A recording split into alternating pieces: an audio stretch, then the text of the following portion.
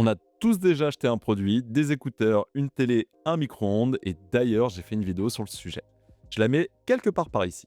Et au passage, si ce n'est pas encore fait, pensez à vous abonner et à partager la chaîne autour de vous.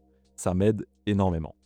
Bref, on garde le ticket pour la garantie, on le range soigneusement et 6 mois plus tard, surprise, le ticket est devenu blanc. Pas effacé, pas déchiré, mais juste blanc.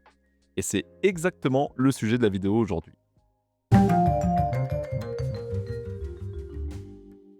Contrairement à ce qu'on pense, un ticket de caisse, il n'utilise aucune encre. Oui, aucune. Il est imprimé sur ce qu'on appelle du papier thermique. L'imprimante, elle ne dépose rien. Elle chauffe entre 150 et 200 degrés pendant quelques millisecondes seulement. Et cette chaleur, elle fait apparaître le noir. Mais attention, ce noir n'est pas ajouté, il est présent dans le papier. Un ticket thermique, c'est pas juste du papier, hein. Il est composé de plusieurs couches. Une base de papier classique, une couche chimique sensible à la chaleur et parfois une couche protectrice. Et c'est dans cette couche chimique que tout se passe. On y trouve un colorant locaux, invisible au départ, un révélateur acide et un sensibilisateur thermique. Tout est déjà là, l'imprimante ne fait qu'activer la réaction. Si on se concentre sur le colorant locaux, en fait c'est une molécule spéciale. Elle peut exister sous deux formes, une forme fermée, invisible, et une forme ouverte, noire. À la température ambiante, la molécule est fermée. Elle ne capte pas la lumière, elle est transparente, mais quand la chaleur arrive, la molécule change de forme. Elle s'ouvre, et quand elle s'ouvre, les électrons ils peuvent circuler librement à l'intérieur. Quand les électrons circulent, la molécule absorbe la lumière et elle apparaît noire. Chaque lettre que vous voyez sur un ticket est une molécule qui a changé de structure. Si on rentre dans le concret, en fait, quand on appuie sur imprimer, la caisse, ça va transformer le ticket en une image en noir et blanc. Cette image, elle est envoyée à l'imprimante et l'imprimante, elle dessine ligne par ligne. Faut imaginer une rangée de mini radiateurs. Noir, ça chauffe. Blanc, ça chauffe pas. Et le papier, il avance et ça recommence des centaines de fois par seconde. Une imprimante thermique, ça peut imprimer jusqu'à 20 à 30 cm par seconde. Et c'est pour ça que le ticket sort quasiment instantanément.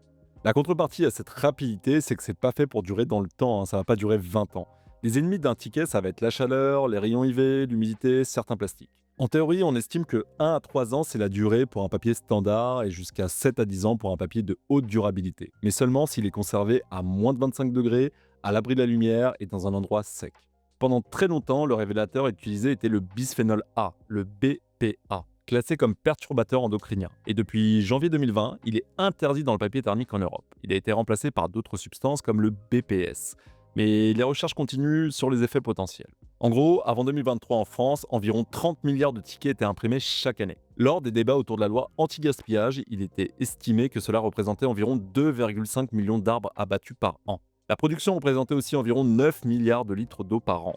Pour le papier qu'on garde parfois quelques minutes. Et depuis août 2023, le ticket n'est plus automatique, il faut le demander. Vous l'aurez compris, le ticket de caisse, c'est pas un simple morceau de papier. Ça consommait beaucoup d'arbres, beaucoup d'eau, c'était pas terrible pour la santé, pour imprimer quelque chose qui allait disparaître assez rapidement, voire qu'on jette tout de suite. La prochaine fois que vous payerez quelque chose, vous regarderez ce petit morceau de papier un peu différemment. C'est tout pour moi aujourd'hui, j'espère que vous avez apprécié la vidéo, n'hésitez pas à partager, vous abonner, liker, vous connaissez la musique, et moi je vous dis à très bientôt.